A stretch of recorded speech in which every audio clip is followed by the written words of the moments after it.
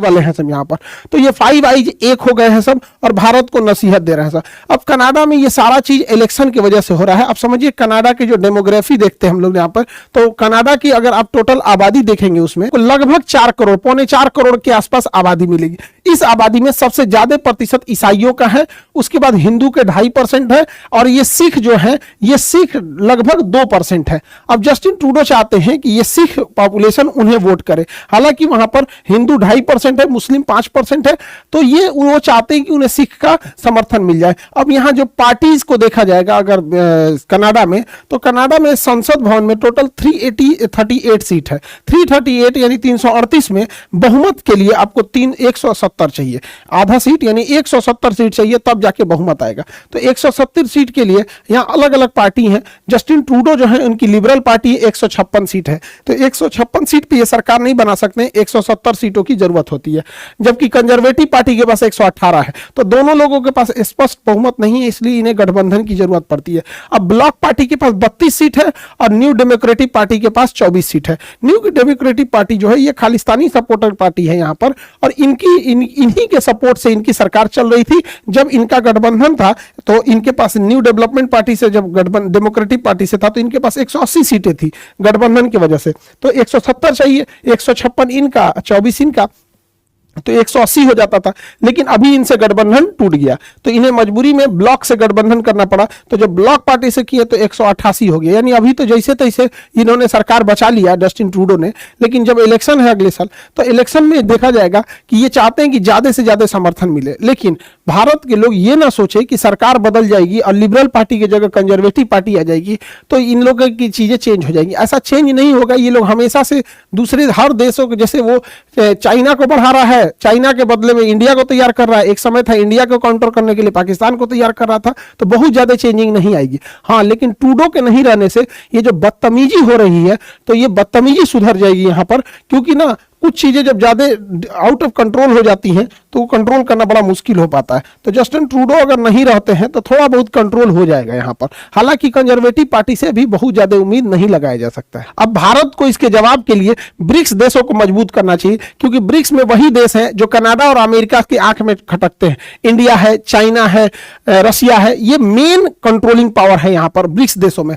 और यहाँ पर G7 देखेंगे तो G7 की मीटिंग कनाडा में होने वाली है। ऑब्वियस बात है कि भारत कनाडा में G7 की मीटिंग लेने नहीं जाएगा, और अगर चला गया तो शर्म की बात है भाई, क्या जरूरत है जाने की। आपने राजदूत वापस बुला लिया और बदतमीजी से बतिया रहा है, क्या जरूरत है वहां पे। और G7 के बदले हमें ब्रिक्स को इतना हाइप देना चाहिए, इतना हाइप कि G7 ऑटोमेटिक कमजोर होने लगे। इससे अमेरिका को दिक्कत होगा, क्योंकि G7 7 शक्तिशाली देशों का समूह है जिसका लीड कर रहा है अमेरिका, लेकिन ये पतन के कगार पे है। और ये जो ब्रिक्स है ये उभरते हुए शक्तिशाली देशों का समूह है, इसको लीड कर रहे हैं सब तीनों देश, इंडिया, चाइना और रसिया यहाँ पर। तो ब्रिक्स जाएगा तो G7 की वैल्यू घटेगी। अभी दोनों बराबरी पे चल रहे हैं सब लगभग, लेकिन G7 अपने डाउनफॉल की ओर बढ़ रहा है, तो ब्रिक्स को देखेंगे तो ये अपने अपवर्ड के डायरेक्शन में बढ़ रहा है। तो इसी को कंट्रोल करना बहुत ज्यादा जरूरी है। अगर ये इन्हें छोड़ दिया जाएगा तो अमेरिका, ब्रिटेन ये प्रेशर लगाएंगे किस चीज के ऊपर, कनाडा के ऊपर। रीजन क्या है कि अगर कनाडा को ज्यादा छूट दिया जाएगा तो इंडिया, चाइना, रसिया और ये ईरान ये आपस में ज्यादा करीब आएंगे, जिससे कि अमेरिका को भी काफी ज्यादा दिक्कत होगा। यूक्रेन की लड़ाई वगैरह में भी बहुत दिक्कत होगा। हालांकि यूक्रेन की लड़ाई कुछ दिन की मेहमान है, जैसे डोनाल्ड ट्रंप आएंगे यूक्रेन को दी जाने वाली सारी मदद की राशि को वापस ले लेंगे, उधर रसिया उनका बैंड बजा देगा। लेकिन हाँ, डोनाल्ड ट्रंप के जीतने के बाद इजराइल को भी खुली छूट मिल जाएगी। उसके बाद गाजा पे हमला तो हो ही चुका है, अब लेबनान पे भी हो जाएगा और हो सके तो ईरान पे भी हो जाएगा, क्योंकि डोनाल्ड ट्रंप तो ओपनली कह चुके हैं इजराइल से कि ईरान के जो न्यूक्लियर फैसिलिटी है वहां पर अटैक किया जाए। ये वाला चीज आप समझ गए होंगे। और जो बिहार दरोगा में ऑलरेडी बच्चे सेलेक्टेड हैं, इस बार उनके लिए गोल्डन अपॉर्चुनिटी है, क्योंकि आप 15 साल ड्यूटी करेंगे तो डीएसपी बनेंगे। 15 साल एकदम रगड़ के एकदम हालत खराब हो जाएगा तब। और आप लोग के लिए बढ़िया मौका है एक ही बार प्रमोशन के लिए, क्योंकि इस बार बीपीएससी में 2000 से प्लस सीटें हैं यहाँ पर। इतना सीट कभी नहीं दिया था, लगभग 250 डीएसपी की सीटें। तो जिन लोग का है यहाँ पर तो उनके लिए एक अलग से हम लोग एक ड्रॉ कर रहे हैं ताकि वो लोग कैसे तैयारी करेंगे अपने ट्रेनिंग के दौरान। तो जो सेलेक्टेड हो गए हैं बच्चे, वो सारे बच्चे जो सीरियस हैं आगे बीपीएससी में बैठने के लिए, तो वो लोग कल यानी मंडे के दिन 21 तारीख को, कल मंडे है 21 तारीख है, तो कल 21 तारीख को शाम को सेंटर पे आएंगे। उन्हें सारा स्टडी मटेरियल दिया जाएगा, आंसर राइटिंग दी जाएगी, कितनी चीजें, लगभग 30 से 40 के आसपास में किताबें, स्टडी मटेरियल, आंसर राइटिंग, और उन सब का एक अलग ग्रुप रहेगा जिसमें कि उसे उसी हिसाब से सिलेबस डिजाइन किया गया है कि वो ट्रेनिंग में रहने के दौरान भी पढ़ सके यहाँ पर।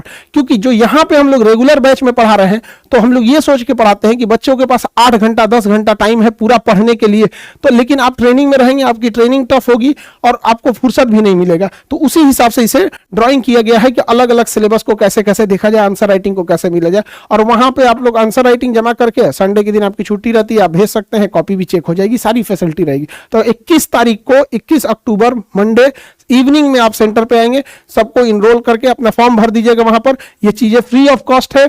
हम बस ये कोशिश कर रहे हैं कि आपका सिलेक्शन हो गया, इसी साल हुआ है, 10-15 साल घसीटिएगा तब जाके कहीं डीएसपी बनिएगा यहाँ पर।